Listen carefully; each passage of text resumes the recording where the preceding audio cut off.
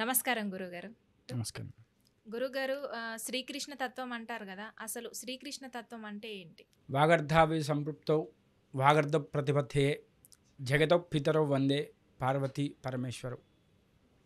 వసుదేవ సుతం దేవం కంసచారుణమర్ధనం దేవకీ పరమానందం కృష్ణం వందే జగద్గురుం. భూతనాథ సదానంద సర్వభూతదయాపర రక్ష రక్ష మహాబాహో శాస్త్రే తుభ్యం నమో నమః. శ్రీ గురుభ్యో నమః.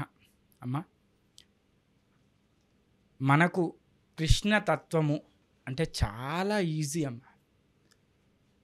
ఎలా అంటే దేవుణ్ణి ఎలా ఆరాధించాలి, దేవుణ్ణి ఎలా ప్రేమించాలి, దేవుణ్ణి ఎలా పూజించుకోవాలి అనేది తెలుసుకోవాలంటే చాలా సులువుగా తెలుసుకునేది మిగతా దేవతలు అన్నిటికన్నా కూడా కృష్ణతత్వాన్ని తెలుసుకోవచ్చు.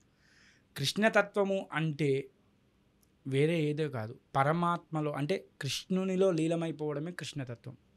కృష్ణునిలో లీలమైపోవడము అంటే కృష్ణుణ్ణి ఆరాధించడం. అంటే మీకు ఫర్ ఎగ్జాంపుల్ చెప్పాలి అంటే ఒక పరబ్రహ్మను అంటే కృష్ణుని తీసుకోండి. ఇప్పుడు కృష్ణ భక్తుడు ఎవరైతే ఉంటారో ఆ కృష్ణ భక్తునికి ఏ వస్తువు చూసినా, ఎవరిని చూసినా, ఏ ఒక్క ప్రాంతాన్ని చూసినా, ఏ ఒక్క ఆకారాన్ని చూసినా కూడా కృష్ణుడే కనబడాలి. అంతలా పరమాత్మలో లీలమైపోతే దాన్ని కృష్ణతత్వం అనుకోవచ్చు. కృష్ణతత్వము అనేది మనందరికీ కూడా సులువుగా చాలా భక్తి మార్గాన్ని చాలా ఈజీగా మన దగ్గర చేర్చేది. ఎలా అంటే మనకున్నవి 4 యుగాలు. ఏంటేంటి? కృతయుగం, తర్వాత వచ్చింది త్రేతాయుగం రాముడు, తర్వాత వచ్చింది ద్వాపర యుగం అంటే కృష్ణుడు, ఇప్పుడు నడుస్తున్నది కలియుగం. అవును. అయితే కృతయుగంలో సత్యయుగం, అది సత్యం మాత్రమే ఉండేది. అక్కడ ఎలాంటి ద్వేషాలు ప్రజల మధ్య కానీ ఎలాంటి రాగద్వేషాలు కానీ ఏమీ లేవు. అంతా తపస్సు చేసుకునేవారు, భగవంతుని ధ్యానం చేసుకునేవారు, భక్తి మార్గకంగా ఒక సత్య రూపకంగా వెళ్ళేది. ఈ త్రేతాయుగానికి వచ్చేసరికి ఏమైంది అంటే ఒక 3 పాళ్ళు ధర్మము, ఒక పాలు ఏదైతే అన్యాయం ఉంటుందో అధర్మం ఉంటుందో అటు. అధర్మం. అది ఎవరు అంటే రావణుడు ఒక దిక్కు, రాముడు ఒక దిక్కు, సముద్రానికి ఇటు సముద్రానికి అటు, అలా అయిపోయింది. ద్వాపర యుగానికి వచ్చేసరికి ఏమైందంటే ఒక ఇంట్లోకి ఏరినాయి అవి. ఏది? అధర్మము ధర్మము. ఎవరు వాళ్ళు అంటే పాండవులు కౌరవులు. పాండవులు 5గురు, ధర్మం సంఖ్య తక్కువ, అధర్మం సంఖ్య ఎక్కువ, 100 మంది కౌరవులు. అవును. అంటే అధర్మాన్ని పాటించేవాళ్ళు, అధర్మం ఎక్కువైపోయింది. కలియుగానికి వచ్చేసరికి ఒక్క శరీరంలోనే అయింది. ఒక శరీరం మీన్స్ మనిషిలోనే ధర్మం ఉంది, అధర్మం ఉంది.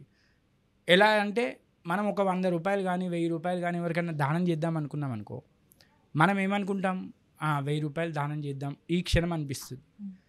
ఒక ఏదైనా ఖర్చు గుర్తొచ్చింది అనుకోండి, 1000 రూపాయలు అవసరమా దానం చేయడం, మనం 500 చేద్దాం, ఇంకో 500 మనం ఖర్చులోకి ఉపయోగించుకుందాం.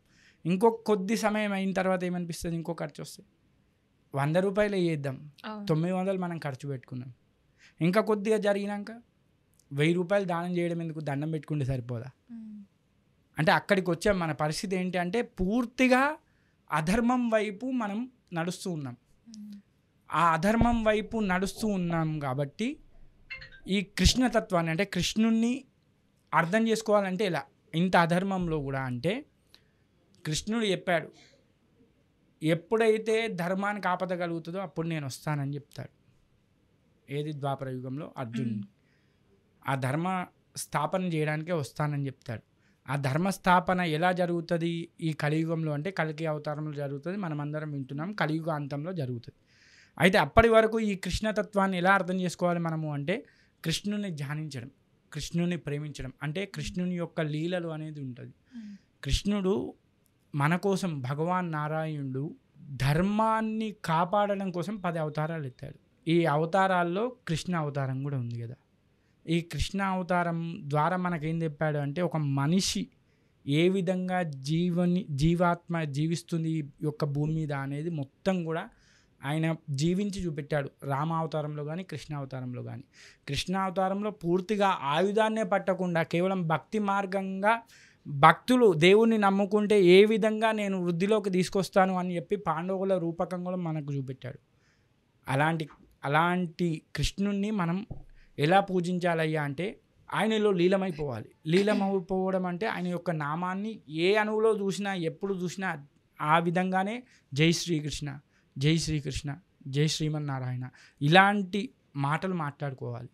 ఆ తత్వాన్ని ఆవలింపజేసుకోవాలి, అంటే మనం అలవాటు చేసుకోవాలి. ఆ తత్వము అనేది అంత గొప్పది, అంత రుచికరంగా ఉంటుంది. అంటే భగవంతునికి దగ్గరైన వానికి ఇంకా వేరే ఎలాంటి రుచులు తెలియదు అమ్మ.